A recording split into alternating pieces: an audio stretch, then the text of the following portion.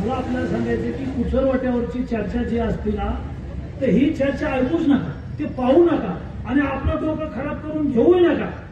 अरे ते कुचरवाट्यावर असलेले ते 5-6 काटे 10 काटे असतात, त्याच्या माईचा पगार बबनराव लोणीकरनं केला, त्याच्या बापाचं पेन्शन बबनराव लोणीकरनं केलं.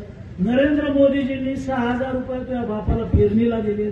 तुझ्या माईच्या, तुझ्या बहिणीच्या, तुझ्या बायकोच्या नावावर लाडक्या बहिणीचे पैसे आले.